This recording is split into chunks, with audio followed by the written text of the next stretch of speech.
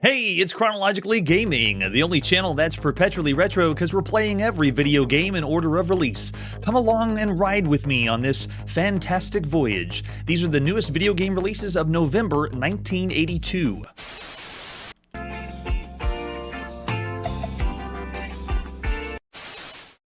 And we were last reading electronic fun with computers and games. Let's see what our next game is. Lots of games to go through. We're now going to play on the Sinclair ZX Spectrum. This is Escape from Colditz. Colditz. I thought for sure we'd seen a game that had Colditz in the title, but no, this is the very first one we've seen. Colditz being the real World War II facility. There's similarly themed games on other platforms. This one's done by Martin Malley. And from what I've been told, this is a port that is off of another version that we should have seen but haven't seen yet. Would we like an introduction? Yes. Tell us. I guess that's the introduction we have. I've heard this one's very, very buggy.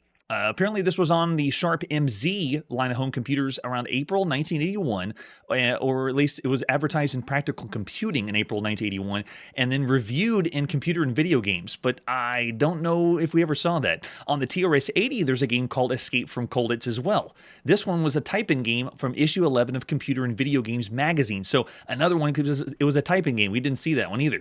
So this one is the ZX Spectrum version. It's Martin Malley that did this, and it's an unofficial port, apparently, because there's no real publisher for this. It is extremely buggy, so we're probably going to see lots of bugs as we try to type our way through this adventure.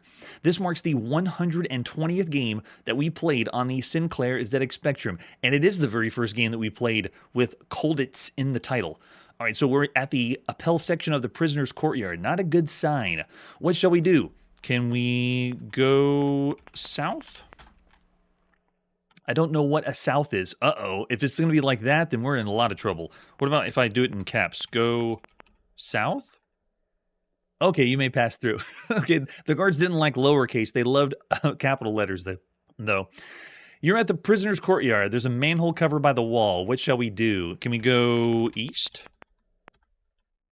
Okay, you may pass through. Are we going to go through the security every single time we move around? I don't think we've seen a text-adventure game that's done that. You're at the dentist's surgery. Yikes. And there is a pass card here. Get pass card. Something about this feels like it should be... Yeah, it doesn't know what it is. Oh, gosh. This game feels like it should have been a type-in game.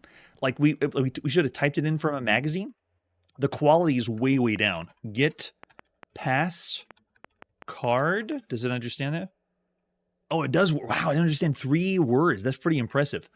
I know, I was expecting that too, Paul. But yeah, this is just a type-in adventure game. A very lackluster one too. Simple text parser. It feels like this one isn't polished, and it is feel buggy. However, we haven't got any bugs that have like crashed the game for us. All right, so let's go ahead and go west. Maybe we will get a crash. Or maybe not. If you've been here since the beginning, we used to do text adventure games without looking at any walkthroughs and just going for it as if it was released when it came out. It didn't go over so well. Now we actually follow some walkthroughs if we can find them. You're at the prisoner's courtyard. There's a manhole cover by the wall. Okay, we're back where we were. Nice. Let's go north. And don't get shot. Guards are going to make sure we can pass every time we move. I've never seen that in a text adventure game. You can pass. You're at the Appel. Okay, we're back where we're at the prisoner's courtyard. All right, let's go north again. I don't think I'll be making a map for this one. This one just feels slower and, oh man, I've already seen from the beginning, we didn't get the instructions like we were supposed to. It just goes right into the game. Yeah, that's a much better idea, Marshall. Let's do that. Okay, you can pass through. The guard on duty stops you. Uh-oh, that's not good. He says, what is your identification? Well, our identification, I guess we'll show pass card. This is actually really cool that it's understanding 3 words. We did it. We're at the guardhouse, and around us is a guard. So I guess I shouldn't blame the text parser for being that bad, but there's something missing from this. It just feels too simple.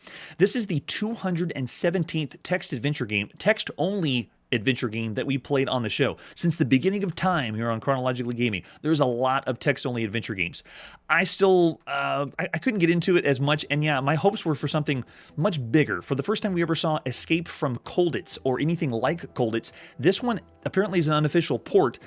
The official ones were either a type-in from a magazine or from Sharp MZ that were Escape from Colditz. So if this really is the first time we're going to play this, look for more. We'll be seeing later better ones than this one. Manly's already thrown out 2 stars, and you know what? We're on the same wavelength, Manly. Of all the games you can play across all computers and micros at home, I'm seeing 2 stars as well for Escape from Colditz, the very first time we could ever see.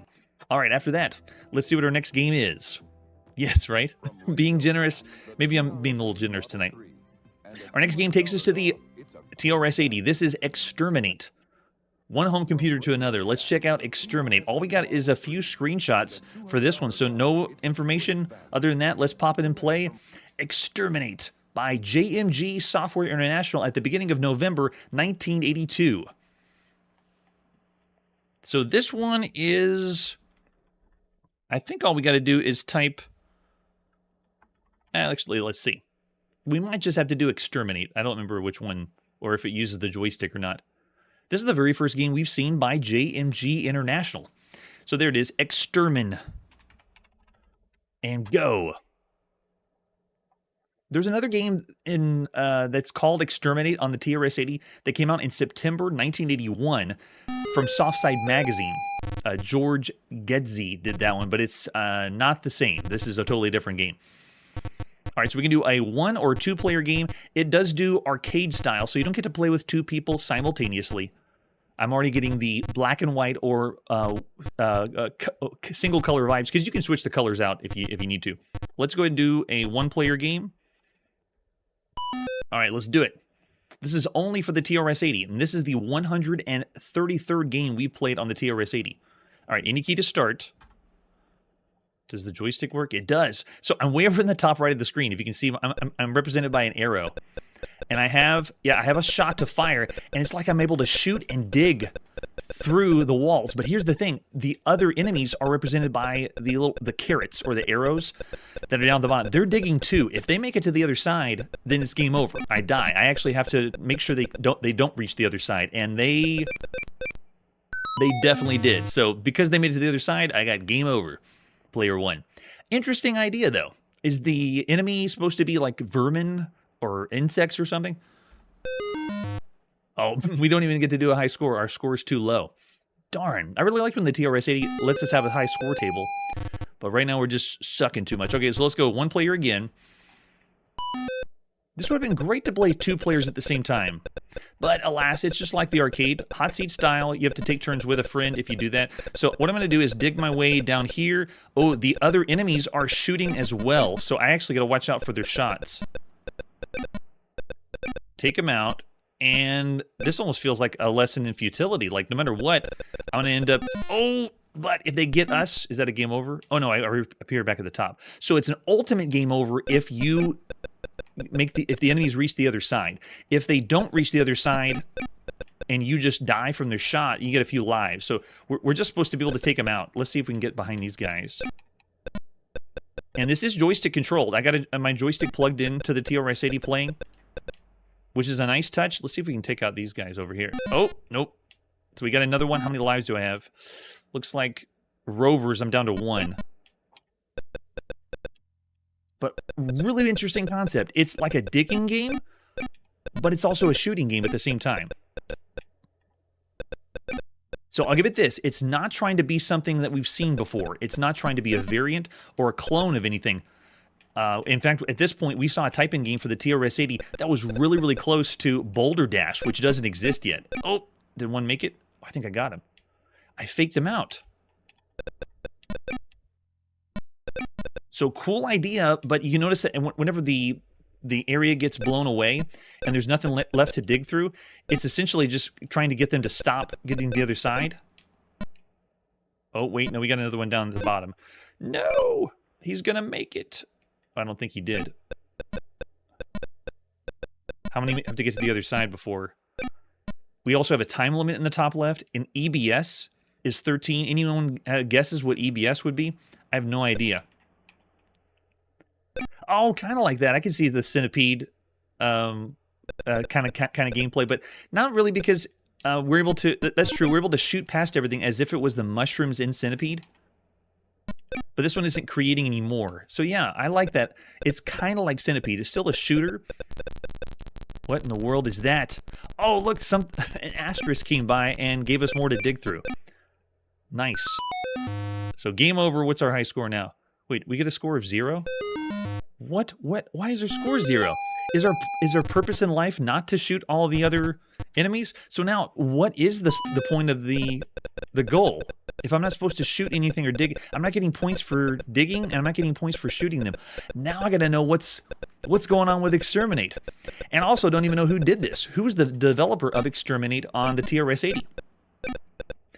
This one is of all the digging type games we played, or like arcade style digging. The big famous ones, of course, are Dig Dug or Adventures of Robbie Roto. This one's the 14th game we played that's an arcade style digging game. This one has the shooting mechanic too. We're running around as a rover, like a vehicular combat game, similar to combat or tank style games that Atari did. This one is the 47th game we've played that's a vehicular combat game across all systems. If you want to be able to dig around or be able to shoot at the same time, in the arcade we played a game called Borderline, also known as Star Raker. And so it's kind of like that a little bit, and then also kind of like Tank Battalion that we also saw in the arcade. Another one we recently saw that you could dig around was that roguelike Catacombs, or another one which you didn't dig that much, but Datnoids that we just played. So it's still an interesting play, but because this is responding where I'm not sure if it's working. Yeah, why is my score staying at 0? Is it an issue with the game that I have? Maybe it needs a little bit of debugging.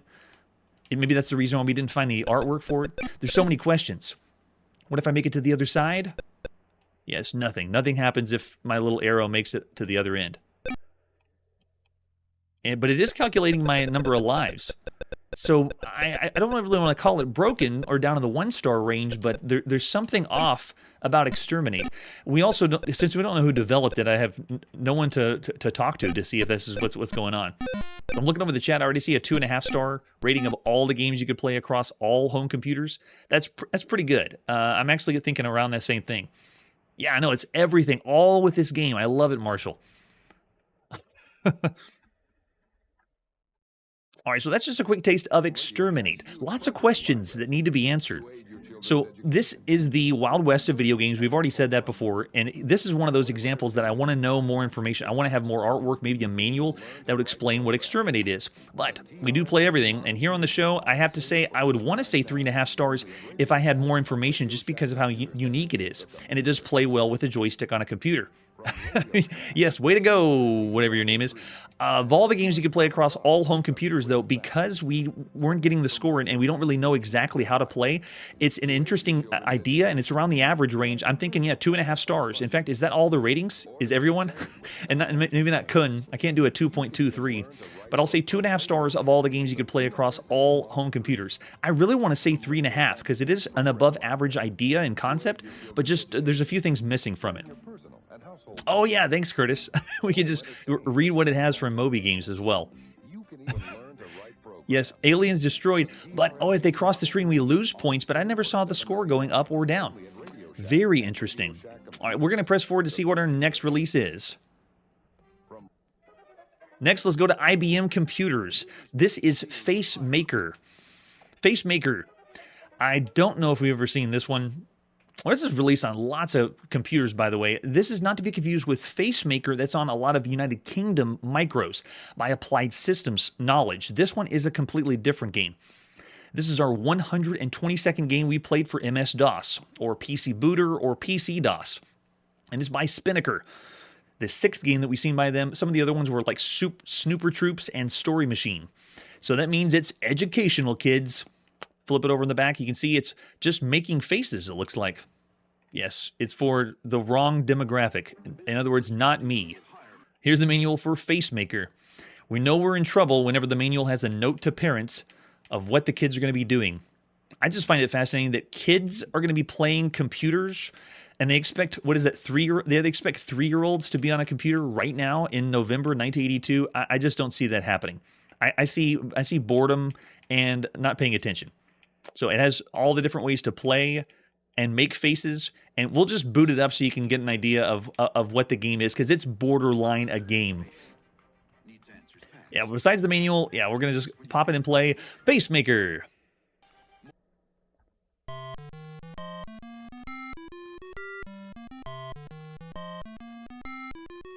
Nice. We get some music on MS-DOS. I'll take it. The music's actually really good. And yeah, keep that sound going. Do I want a white background? Sure. Oh gosh, yeah. So this one is educational. Of all the games we've seen up to this point, this is the 90th educational video game across all systems that we've seen here on Chronologically Gaming. And this one is kind of like, you know, early childhood, the 26th game we've seen that's kind of like for babies. Okay, so what do we do? Spacebar, give me a mouth. Okay, so that's how we get our mouth. Let's make it look like me. My best mouth would be that one. My eyes, oh, that's definitely my eyes. And then, oh, we can do escape for another color.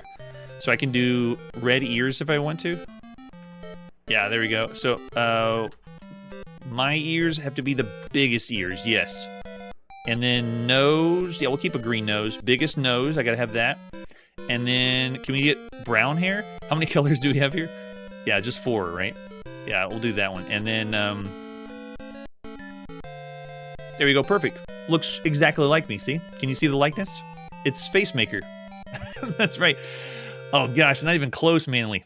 But there you go. There's also a game you can play. It's like a Simon Says game that comes with this. You just follow along whenever you're ready. So like, he just did a, what did he do? Smile? Was that a smile? And you did smile, smile. And so you can also do a program to program in all the different facial features. I actually missed that. Was that smile, smile, wink? No. Oh, smile, smile, tongue. And so it's Simon with face, and then you can also program in, you can see the program down at the bottom. You can program in different things as well.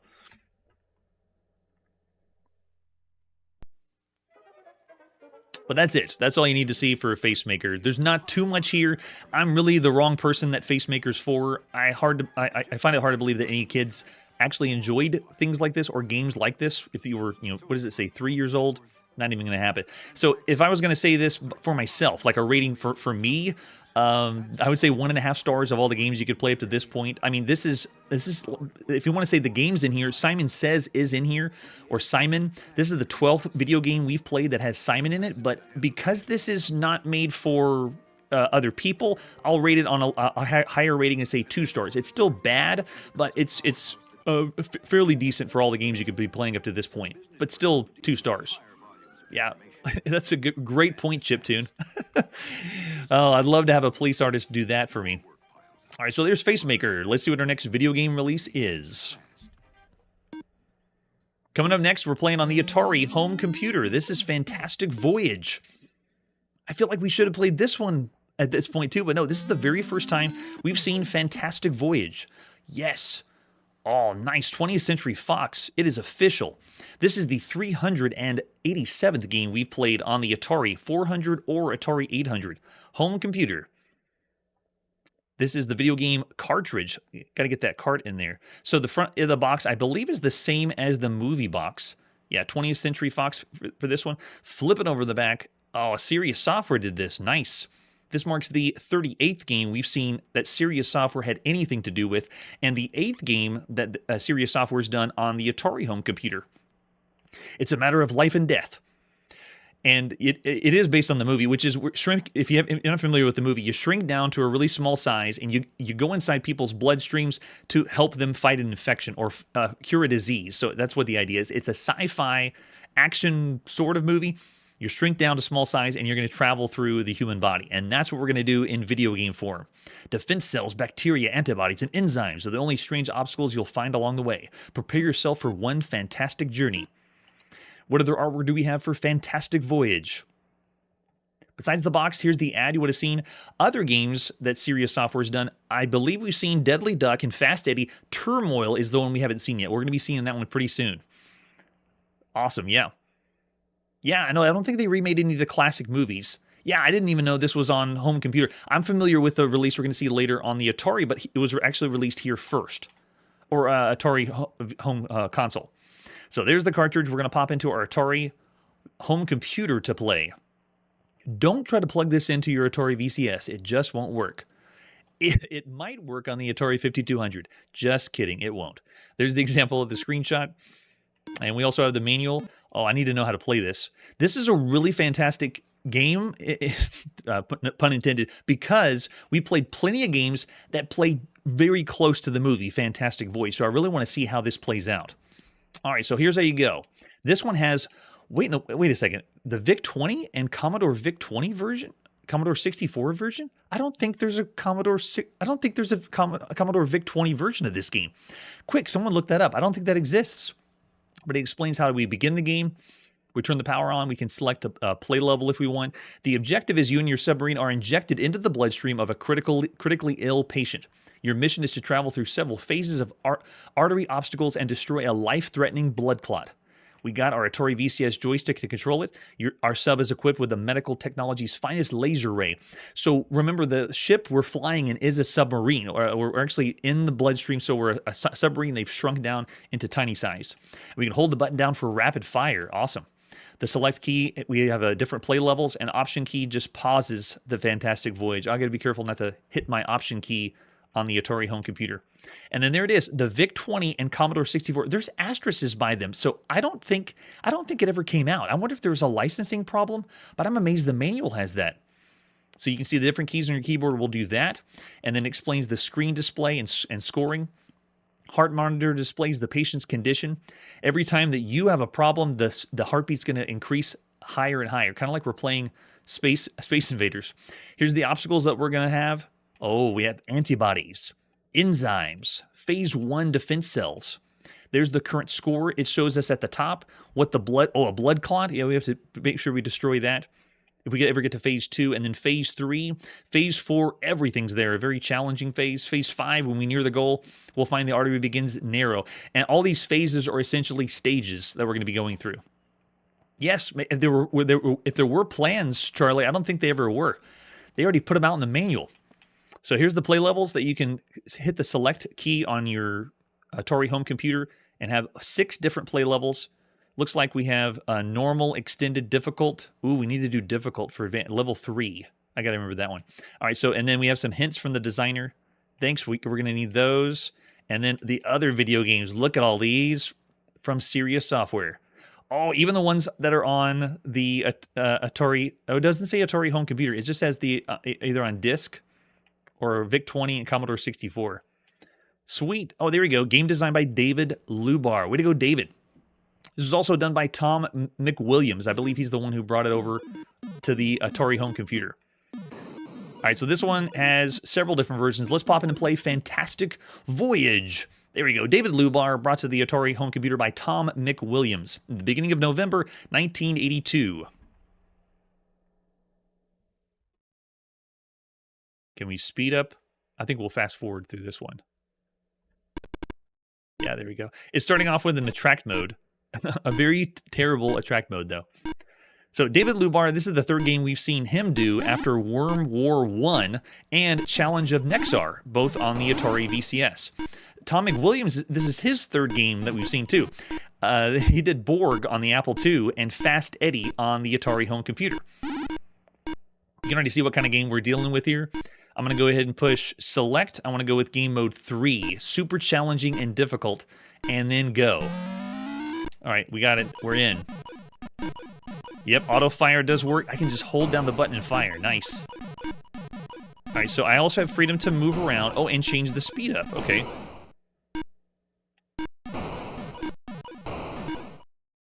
Well, this is great. So it's a vertically scrolling shoot 'em up, and the premise of being in the bloodstream is really, really cool. They got a nice job done with the colors here. Looks like we have... Yeah, I'm already seeing the different enemy types. Or, I'm sorry, antibodies, since we're a submarine through the bloodstream. But smooth scroll. We already made it to stage 2, so you can see they're changing some of the enemy types here. Oh yeah, we're already getting much more difficult to pass through. Look at this. Okay, I'm gonna have to lay off the auto fire and actually aim and fire. They're keeping track of the score at the top, and the heartbeat at the bottom is based on your health. So like if you... Oh wait, no, wait. Oh, the more of these that pass by, it's not our health. Yeah. We just flatlined because I allowed too much to pass my sub. I have to destroy all those before they pass. Yeah, that really is challenging. Okay, so let's do that again. Let's try the normal. Let's do 2. We'll do a little bit more difficult than normal. So I cannot let them pass. I have to destroy and clean up.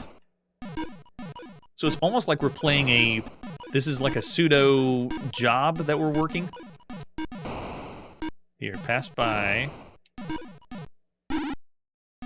Oh, and we do we can get hit, so I can actually use my sub to take some of these out.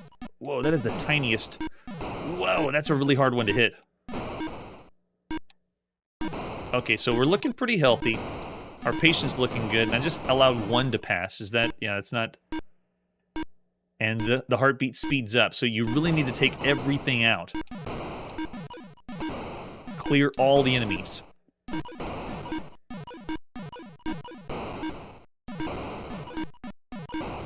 Alright, so I already enjoy this. I'm amazed after a licensed game that is playing this well. Here, majority of the licensed games we've played, they're actually really good. The vibes right now in November 1982 is, if the game's licensed, it's amazing. You need to buy it right now, which is really scary because I know the future of video games. This is an auto-scrolling shoot-'em-up. Of all the shoot-'em-up, the games we played up to this point, this is the 88th auto-scrolling shoot-'em-up. On the Atari home computer, this is the 13th auto-scrolling shoot-'em-up that we played. Some of the really, really good ones that are out there is, I would liken this as like Caverns of Mars, but going the other direction. Caverns of Mars, we're going from the top to the bottom. But yeah, the colors are well done, controls are well done. The premise and idea works great. Another one that was really good was the sequel, Phobos. This one reminds me of that too. So both of those are really, really good games. And this one, same. This one plays, responds well. A great arcade-style game. Why is my heartbeat so... Am I not going fast enough? I can move freely. See how far up on the screen can I go? Look at that. I can make this sucker scroll so fast. Do we got to get to the blood clot faster? Whoa. I felt like we totally obliterated the game. All right, let's go in again with game mode 1. It just got too intense. This is the very first official Fantastic Voyage game, too. Licensed based on the movie. Oh, every time I hit the walls. I gotcha. Because that's damaging the arteries. I have to make smart decisions. Shots that are not hitting the walls. See? If I keep doing that, does it increases blood pressure? It doesn't look like it. It just doesn't appear that way. Yeah, it doesn't seem to be messing up his heart rate or raising the heart rate too much.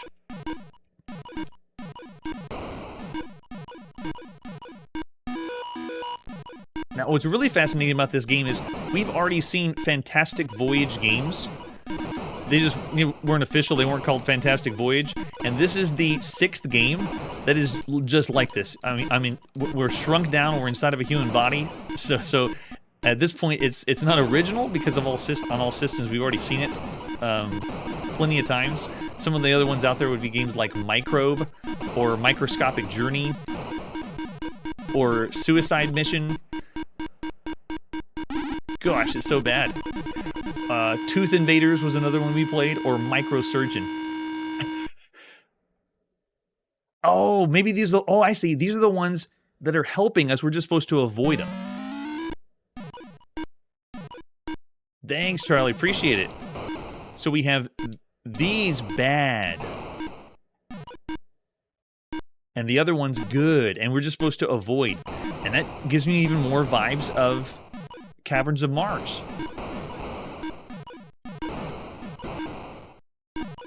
Great play control, great premise.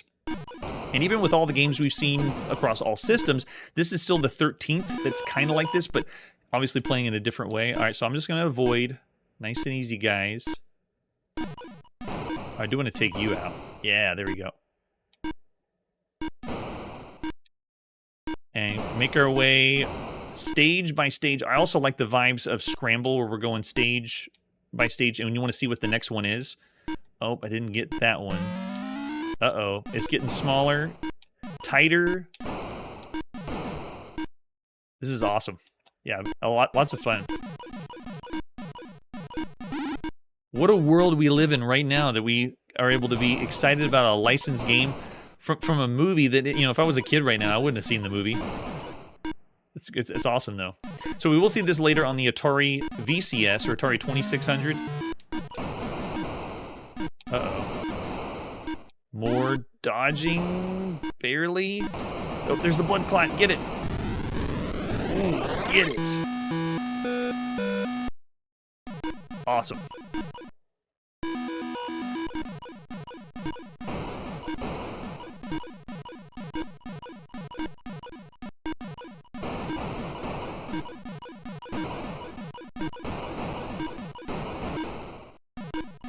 Oh, very nice. Another game that I just want to keep on going and play. It's a blast. So, of all the games you could be playing across all home computers right now, I'd say this is still not average, but actually say above average. Caverns of Mars was a big hit, and this one's really close to Caverns of Mars. I see in the chat, Kunz throwing out a 4-star. Yeah, 3.5, maybe even 4 of all the games you could be playing across all home computers. Because while we've seen some other home computers with shoot-'em-ups that play or look a little bit better than this, it's still very, very good. Yeah, thanks, Curtis. 3 or 3.5. So yeah, looking over the chat, Chiptune's going way low. 2.5 of all the games you could play. You probably got burned by licensed games, Chiptune, and I understand. Now that you see this, you don't want to give any more money to 20th Century Fox. And I see Paul with 4 or 3.5. Yeah, I'll say still above average. 3.5 stars of all the games you could play across all home computers. There's other shoot-'em-ups. There's some better shoot-'em-ups, but this still plays pretty well. All right, so there you go. After that, I actually want to show one more game before we call it quits. Here's the next release on the Sinclair ZX Spectrum. This is Flight Simulation. We'll go over just a little bit because I really wanted to squeeze this in before we close out the night. Flight Simulation. We've already seen this on the Sinclair ZX81 in 1981, and here it is on its bigger brother, the ZX Spectrum. I was amazed there was a flight simulator game on the ZX81, and I'm going to be amazed about the ZX Spectrum too. Pretty much the same box that we had seen before. What other artwork do we have for Flight Simulation? Oh, this, and also if it was in North America, it was on the Timex Sinclair 1000 Flight Simulator. Maybe that one looks more like the one you played. So there we go. There's the cassette we're going to pop into play. Some Flight Simulation, or Flight Simulator if it's North America. It was released later for only £2.99 pounds. So this was the budget release. Flip over the back. You can even see they have a map on the back of the cassette tape. Awesome. With an example of the screenshot as well. The manual we have for this one is the homebrew. So someone typed up, told us, we don't know exactly, they're not saying what the author is, but I'm pretty sure it's Charles Davies. All right, this one has lots of different versions as we saw before. It's released later on 1983 on tape. There's a 1982 version that we're going to be playing now, and then the $2.99 classic version and the Timex Sinclair version. This is the very first one you could play. It is November 1982. This is Charles Davies, developed by Scion Software. At the beginning of November 1982, our 121st game we played on the ZX Spectrum, and we are going to crash. I can tell you right now. All right, so we can do in flight, we can do the final approach or takeoff, the same thing we saw on the ZX81. This is the 12th game that Scion Software has done, or that we've seen on all home computers, and it is Charles Davies' first game that we've seen here on the show. Go, Charles, go. Sweet. And let's do it with final approach. We're doing our final approach. Do we want wind effects? Yes, against my better knowledge, give us wind. Look at this. Oh my goodness. Now, I'm using the cursor keys. You could have a cursor joystick, but I'm going to use the cursor keys to do this. Watch this. Oh my goodness. I can't believe... Can you believe this? It's like real-time flight simulation on the ZX Spectrum. This actually feels even better than it was on the ZX81. So I'm still blown away that this is a thing. And I got my pitch. Oh my goodness. I don't believe it. And we're going to go in for an approach and most likely crash. But this is a feat. This is amazing. This is on the ZX Spectrum right now in November 1982. Pull up. There we go. Give me a little bit. I'm doing this all on that spongy... chiclet keyboard on the ZX Spectrum. It's amazing. Oh man, yeah. So I have the controls. I know what I'm supposed to do. I'm supposed to get my landing gear down too. Yeah, flaps I believe are down, and I think that's the runway. where that small mass of pixels is. I'm just amazed at how well this is responding. There is flight simulators that we played that barely respond, that we just know they're a flight simulation, but it doesn't really do much. This is the 18th flight simulator that we've seen on the show up to this point. Amazing. Yes, and this is working. I'm blown away. More than I was on the ZX81, actually. So I'm not using the cursor joystick. I'm playing it as you most likely did first on the ZX Spectrum or the Timex Sinclair 1000. I think that was 1983, but the very first time, I'm sure this was done with just the cursor keys. Numbers 5, 6, 7, and 8 on the ZX Spectrum. Wow. Oh, yes. What do you do, Paul? You crash the plane. That's what happens whenever it gets all gummed up. I can't believe it. It's actually allowing me to control. Now, what I'm amazed at is the response. When I push down the key, even typing on the ZX Spectrum sometimes has a feel of a delay. This it is delayed, but I mean, for all this flight simulators that you can be playing across all systems, this is really well done. Very well done. I don't know if it's an aircraft carrier. I don't know if it's blue fields that we're landing in or if that's ocean. Most likely ocean.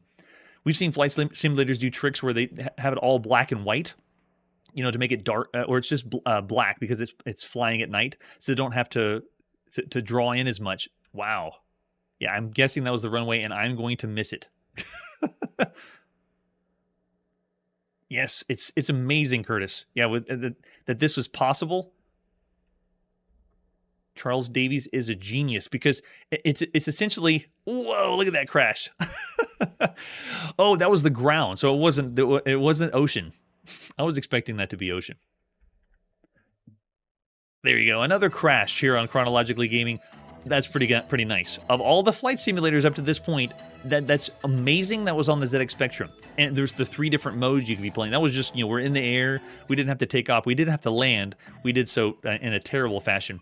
Yes, I'm sure most people are. Since we play so many video games across so many genres, it's kind of difficult to rate games that are not really your cup of tea or games you didn't play as much. But of all the games you could be playing right now across all home computers, this is big. This is one of the things that took United Kingdom by storm. It was copied several times. It's very, very well done. It is not the best. Mind you, it's not the best. Before the end of the year, we are going to get the very best, where they kind of fine-tune the A2FS1 flight simulator. And it's going to be released very soon, so we look forward to that. I'm just going to say, of all the games up to this point, though, 4 stars for this one.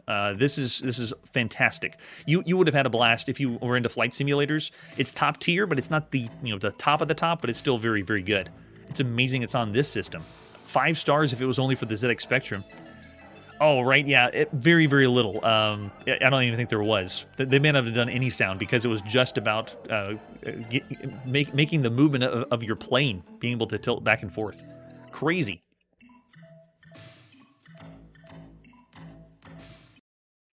All right, it's time to put the video game playing on pause. Thanks so much for tuning in live on the show and being a Chronologically Gaming influencer.